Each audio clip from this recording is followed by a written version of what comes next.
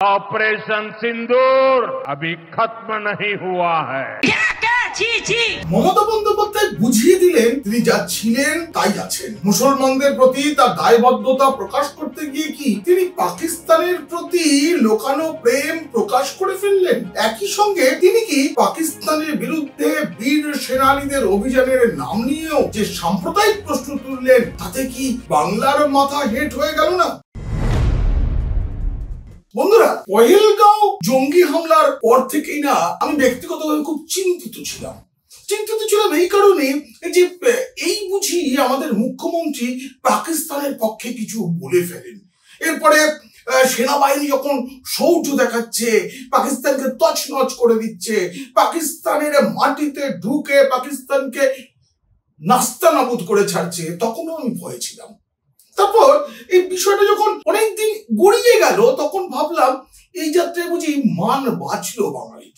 কিন্তু শেষ পর্যন্ত হতাশই করলেন মুখ্যমন্ত্রী মমতা বন্দ্যোপাধ্যায়। বুঝিয়ে দিলেন তার মুসলমান প্রেম এতটাই যে পাকিস্তানের বিরুদ্ধে সেনাবাহিনীর বীরত্ব নিয়েও তিনি প্রশ্ন তুলতে পারেন। সেনাবাহিনী অপারেশন সিঁদুর করেছে, তা নিয়ে প্রধানমন্ত্রী গর্ব করতেই পারেন। পশ্চিমবঙ্গে তিনি এসেছিলেন, পাকিস্তানকে যে জবাব দেওয়া হয়েছে তার জন্য, যে যোগ্য জবাবের জন্য রং, মত, রাজনৈতিক দল এসব নির্বিশেষে ভারতের মানুষ গর্বিত, বাংলার মানুষও তা নিয়ে গর্বিত।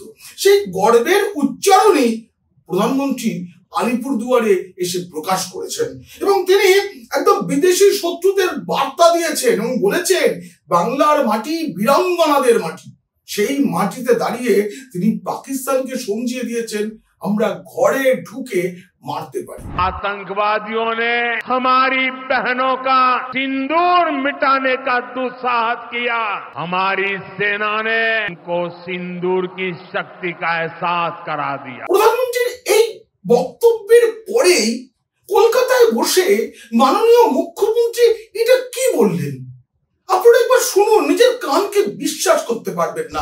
নামটা ওনারা দিয়েছেন, সব নামই এখন সেন্ট্রাল গভর্নমেন্টের, তারাই ঠিক করে। অপারেশন সিন্দুর নামটা দিয়েছিলেন পলিটিক্যালি এটাকে ক্যাচ করবার জন্য। তাও আমি এটা নিয়ে কোনো মন্তব্যে এখনই যাব না। আচ্ছা, সেনাবাহিনীর কোনো অভিযানের নাম কি বাংলার মুখ্যমন্ত্রীর সঙ্গে আলোচনা করে ঠিক করা হবে? এই যে গোটা অভিযানটা চললো, তাতে সবাই গর্ব অনুভব করলাম, কিন্তু দেশের কোন মুখ্যমন্ত্রীকে এই প্রশ্ন তুলেছেন যে নামটা কেন কেন্দ্রীয় সরকার ঠিক করলো? কিন্তু মুখ্যমন্ত্রী সেটা করলেন। আসলে আমাদের মুখ্যমন্ত্রী যে কথাটা বলেন সবসময়, বাংলা আজ যা ভাবে গোটা দুনিয়া তা অনেকদিন বাদে ভাবে, কিংবা ভাবতেই পারে না, সত্যি তিনি সেটা বুঝিয়ে দিলেন। আর একটা প্রশ্ন আমার মনে এলো, উনি বললেন না আমি এতদিন কিছু বলিনি কিন্তু বলতে বাধ্য হলাম। আচ্ছা, উনি পহেলগাঁওয়ে যে হামলা হলো তারপরেই তো বলেছিলেন, মনে আছে নিশ্চয়ই আপনাদের, তবু আরেকবার শুনুন, উনি সেনাবাহিনীর কাজ নিয়ে প্রশ্ন তুলেছিলেন। আমি ভেবে পাচ্ছি না এতক্ষণ সময় লেগেছে বেঁচে বেঁচে বেঁচে পড়েছে, যেগুলো আমরা শুনতে পাচ্ছি, দেখতে পাচ্ছি। তো ওখানে তো অনেক আর্মি ছিল, এমনিতেও তো বর্ডার এরিয়া, সেন্সিটিভ এরিয়া, যাই হোক সেসব বাছাবাছি নিয়ে কথা আমি এখন বলবো। হ্যাঁ, তিনি বলেছিলেন এ নিয়ে এখন কিছু বলবো না, এই বলবো না বলেও তিনি অনেক কিছু বলে ফেলেছিলেন। আর এবার বললেন এই অপারেশন সিঁদুর নামটা কেন দেওয়া হলো তা নিয়ে তিনি প্রশ্ন তুলতে বাধ্য হয়েছেন। আচ্ছা, শিক্ষা দুর্নীতি, নিয়োগ দুর্নীতি, বালি, কয়লা, লোহা, সোনা যা যা আছে সবকিছু নিয়ে দুর্নীতির জন্য তিনি ভাইপোকে বাদে দিলাম দলের কোন নেতাকে একবার প্রশ্ন করতে বাধ্য হয়েছেন। 60,000 চাকরি কেন চলে গেল, এর দায় কার? তার জন্য তিনি প্রশ্ন তুলতে কি বাধ্য হয়েছেন? আমাদের দুর্ভাগ্য যে পহেলগাঁওয়ের পরে পরেই একটা ভিডিও প্রকাশ্যে এসে যায়, তাতে এক প্রাক্তন পাক মন্ত্রীকে বলতে শোনা যাচ্ছে মোদির বন্ধু নয় সবাই ভারতে, এই ভারতে পাকিস্তানের জন্য মরমী সিম্পেথাইজার অনেকে আছেন এবং তাতে সবার প্রথমে তিনি যে নামটা নিচ্ছেন তার মধ্যে রয়েছে মাননীয় মুখ্যমন্ত্রী মমতা বন্দ্যোপাধ্যায়ের নাম। আরো কয়েকজনের নাম রয়েছে, একটা দলের নাম রয়েছে। শুনুন সেই লজ্জার ভিডিওটা। इंडिया बहुत बड़ा मुल्क है, कई हिंदुस्तान के लोग आपके साथ सिंपथाइजर भी हैं। अरुंधति रॉय है, ममता बनर्जी है, कांग्रेस पार्टी है। সত্যি এটা শুনে বাঙালি লজ্জা পেয়েছিল। এবার তিনি যে সিঁদুর নামটা নিয়ে প্রশ্ন তুললেন, তাতেও বাঙালির লজ্জা অনেকটাই বেড়ে গেল। এই বাংলা না বিজয়া দশমীর দিন সিঁদুর খেলার বাংলা। সিঁদুর খেলা একটা সাধারণ রীতি বা রেওয়াজ নয়, এটা লোকাচার নয়। শুধু এই সিঁদুর খেলার মধ্যে একটা বীরত্ব প্রকাশ আছে। বাংলা তো দেবী দুর্গাকে ঘরের কন্যা বলে মনে করে। সে কন্যা যখন তার শ্বশুর গৃহে চলে যাচ্ছেন, সেই সময় আমরা কি পালন করি? আমরা বিজয়া দশমী পালন করি। সেটা একটা বিজয়ের আনন্দ, তারই অঙ্গ সিঁদুর খেলা।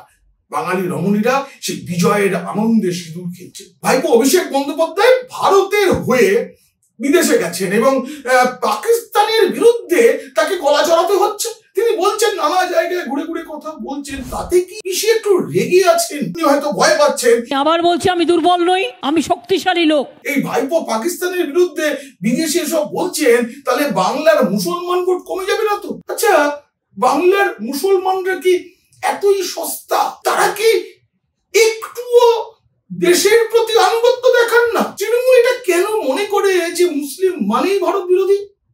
রাষ্ট্রবাদী মুসলমান সমাজের কথা ভাবুন।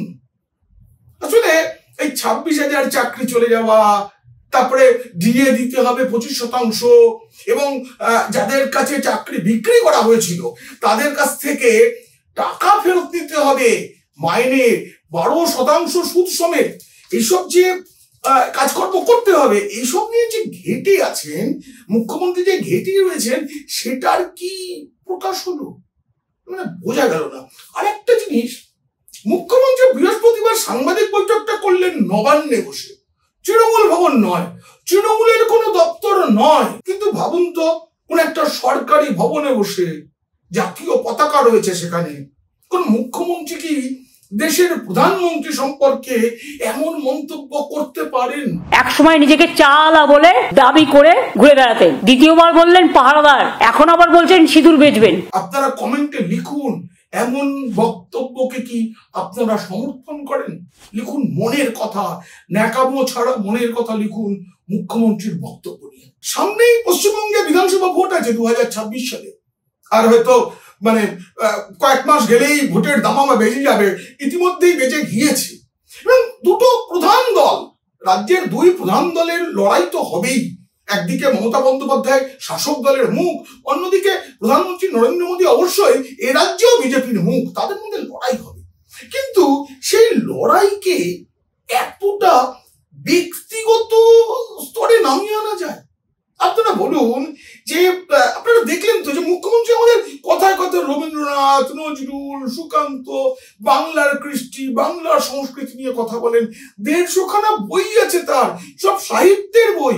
আপনারা শুনুন এবং দেখুন তার বাচন ভঙ্গি, কিভাবে তিনি প্রধানমন্ত্রীর ব্যক্তিগত জীবন নিয়ে নবান্নে বসে কটাক্ষ করলেন। Every women they have a respect. They take sindoor from their husband, but PM Modi is saying just like you are not the husband of everybody. Why you are not giving sindoor to your Mrs. first? এইভাবে ব্যক্তিগত আক্রমণ, আবার সেটা সরকারি মানে প্রশাসনিক ভবনে বসে, রাজ্যের প্রধান সচিবালয় নবান্নে বসে। বাংলার মুখ্যমন্ত্রী মনে হয় শুধু পারেন এটা, তিনি পারেন সরকারি ভবনে বসে প্রধানমন্ত্রীকে আক্রমণ করা, যেখানে জাতীয় পতাকা রয়েছে। আসলে নীতি আয়োগের বৈঠকে সব রাজ্যের মুখ্যমন্ত্রীরা এলেও 3 জন আসেননি, তার মধ্যে অন্যতম মমতা বন্দ্যোপাধ্যায়। সে নিয়ে একটু খোঁচা দিয়েছেন প্রধানমন্ত্রী। তিনি বলেছেন দেশকে এগিয়ে নিয়ে যাওয়ার জন্য সব রাজ্যের একসঙ্গে পা মেলানো দরকার। সেই জন্য নীতি আয়োগের এবারকার বৈঠকটা ছিল যে ভারতের স্বাধীনতার যখন 100 বছর পূর্ণ হবে, তখন যে দেশটা কোথায় যাবে, সেই বিকশিত ভারতের কথা ভেবে একসঙ্গে চলার কথা। সেই বৈঠকে মমতা বন্দ্যোপাধ্যায় যাননি, তৃণমূলের কোনো প্রতিনিধিও যায়নি। সেই নিয়েই এই খোঁচার জন্যই কি মুখ্যমন্ত্রী রেগে গিয়ে এরকম ব্যক্তিগত আক্রমণ করলেন প্রধানমন্ত্রীকে? তবে আমি আশা করব এই রাজ্যের বিজেপির নেতারা মাথা ঠান্ডা রাখবেন।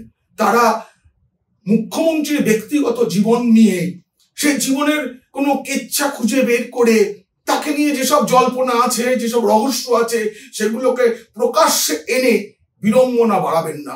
মুখ্যমন্ত্রীর প্রতি সম্মানটুকু বজায় রেখে তারা এসব থেকে বিরত থাকবেন। প্রধানমন্ত্রী তার স্ত্রী এবং তার বিবাহ সম্পর্কে তার যে জবাবদিহি তিনি যা অনেকবার দিয়েছেন, অনেকবার প্রধানমন্ত্রী বলেছেন কি ঘটেছিল, কি তার জীবন, কি তার জীবনের ব্রত, কি কারণে তিনি স্ত্রীর সাথে সংসারটা করেননি, সব বলেছেন। আরো একটা কথা বলার, বৃহস্পতিবার মুখ্যমন্ত্রী নবান্নে বসে যখন প্রধানমন্ত্রী মোদী এবং বিজেপিকে আক্রমণ করছিলেন, তখন কেন জানি না আমার বারবার মনে হচ্ছিল তিনি ভালো নেই। রাজ্যের যে পরিস্থিতি, মুর্শিদাবাদ নিয়ে যেসব তথ্য উঠে আসছে, তারপরে এই ডিএ মামলায় হেরে যাওয়া, তারপরে শিক্ষকদের চাকরি চলে যাওয়া, টেটের চাকরি চলে যাবে বলে যা শোনা যাচ্ছে, 12 লক্ষ ওবিসি সার্টিফিকেট বাতিল হয়ে গেছে, সবের পরে না মুখ্যমন্ত্রী ভালো নেই, সেটা তার শরীরী ভাষায় বোঝা যাচ্ছিল। এসবের মধ্যেই আপনারা ভালো থাকবেন, ভালো লাগলে শেয়ার করবেন বন্ধুদের, খারাপ লাগলে শত্রুদের। আর হ্যাঁ, এই ভিডিও শেষ হবে প্রধানমন্ত্রী নরেন্দ্র মোদীর পাকিস্তানের প্রতি দেওয়া এক हुंकार दिए। पाकिस्तान समझ ले 3 बार घर में घुस करके मारा है। हम शक्ति को पूजने वाले लोग, हम महिषासुर मर्दिनी को पूजते हैं। बंगाल टाइगर की इस धरती से 140 करोड़ भारतीयों का ऐलान है। ऑपरेशन सिंदूर अभी खत्म नहीं हुआ है।